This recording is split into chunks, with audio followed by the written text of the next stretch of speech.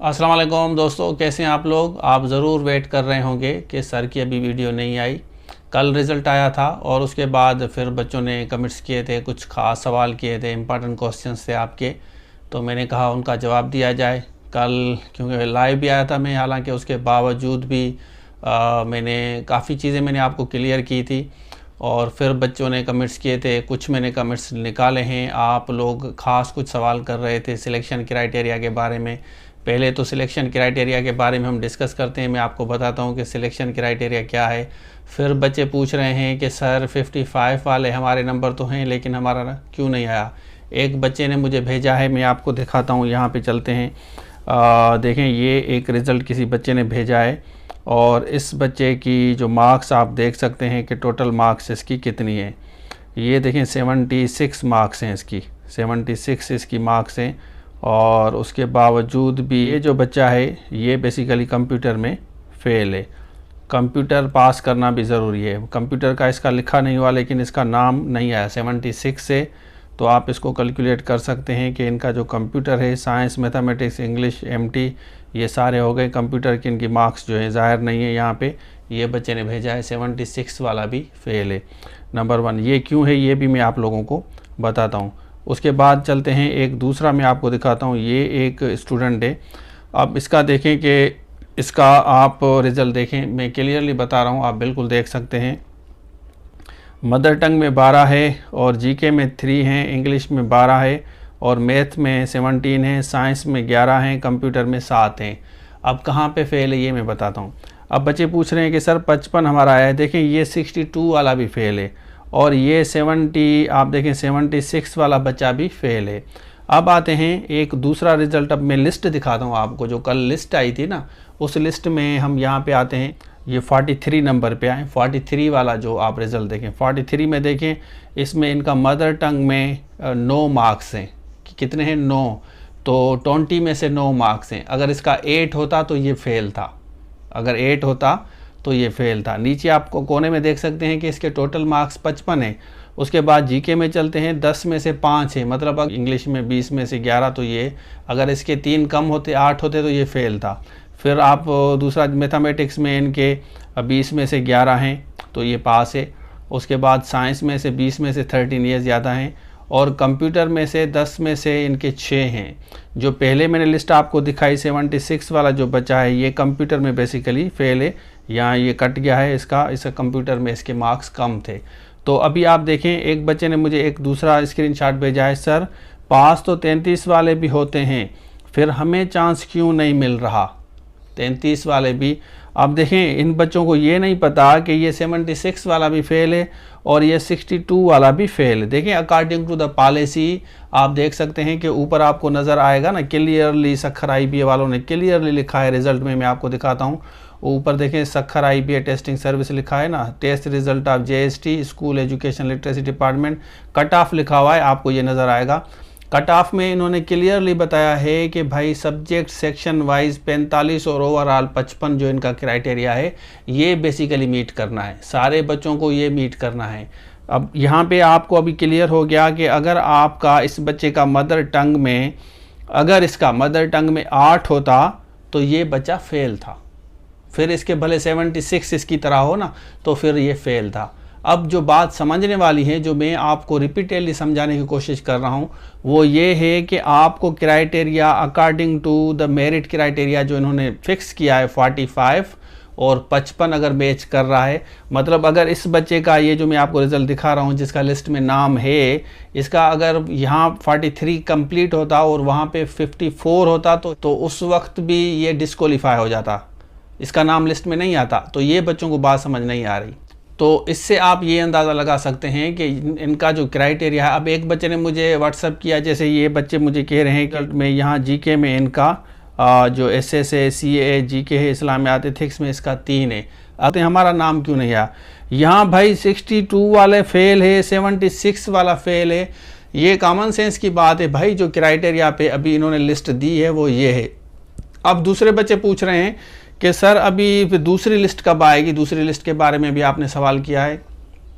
देखें Sukkur IBA list दे दी इनको, लेकिन लिस्ट जो अब आएगी वो गवर्नमेंट ऑफ सिंध जब अनाउंसमेंट करेगी कि भाई ठीक है हमने रिलैक्सेशन दी है, अब रिलैक्सेशन कब दे रही है, कब कैबिनेट से अप्रूवल आ रही है, सबको पता है कि 5 तारीख को, हर बच्चे को पता है कि 5 तारीख को कैबिनेट की मीटिंग है। सबको पता है कि भाई 5 तारीख को कैबिनेट की मीटिंग है, और वो जब मीटिंग कंप्लीट होगी उसमें जो डिसीजन होगा, अब वो नहीं पता कि वो किस वक्त रिवील करते हैं। आज आप 2nd डेट है और उसके बाद कल 3, 4, 5 तारीख को जो है इनकी मीटिंग है। उसके बाद उसमें डिसाइड क्या होता है, देखें इसको कंसीडर करते हैं या नहीं करते, क्या पॉलिसी बना रहे हैं, क्या 50 वालों को पास करेंगे, क्या 45 वाला जो रूल है वो ख़त्म करेंगे, या वो वहीं पे रहेगा और यहाँ नीचे ले आएंगे, 50 वालों को तरफ लेके आएंगे।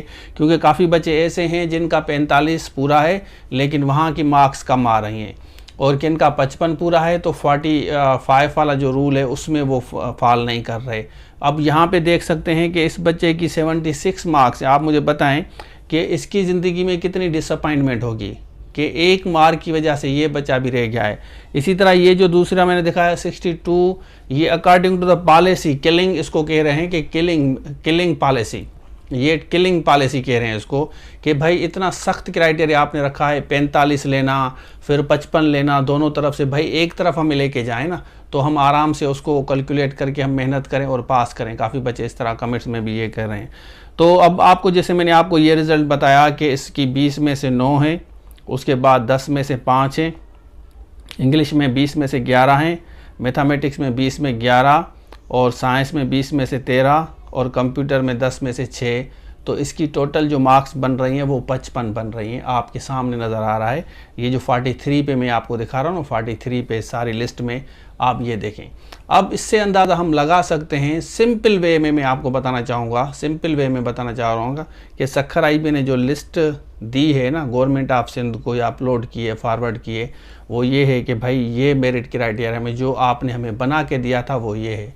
अब सक्खर आईबी अपनी तरफ से ये नहीं कहेगी कि भाई 50 वाले का भी नाम दे दें, क्योंकि गवर्नमेंट इनको फंडिंग देती है, पैसे देती हैं कि भाई ये पैसे लें। इस आपसे भी लिए सक्खर आईबी ने, लेकिन उसके अलावा गवर्नमेंट ऑफ सिंध भी इनको पैसे देती है कि भाई आप हमें ये सिलेक्शन करके दें, इतने हमें बच्चे चाहिए, 40,000 बच्चे चाहिए, और सिलेक्ट करके हमें हमारे पास भेजें।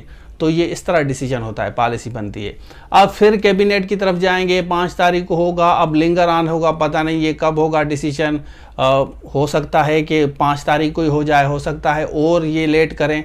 अब दूसरी बात ये है कि अगर चलें 50 वालों को भी एक्सपेक्टेड, सपोज कह रहे हैं कि 50 वाले को शायद पास करें और 43 वाला जो फार्मूला है, 45 वाला जो फार्मूला है शायद वो ख़त्म करें। तो इसमें अब हम इस बात का अंदाज़ा लगा सकते हैं कि अगर 50 पे पास होते हैं तो अच्छा खासा नंबर बच्चों का, कैंडिडेट का पास होगा, अच्छा खासा नंबर पास होगा।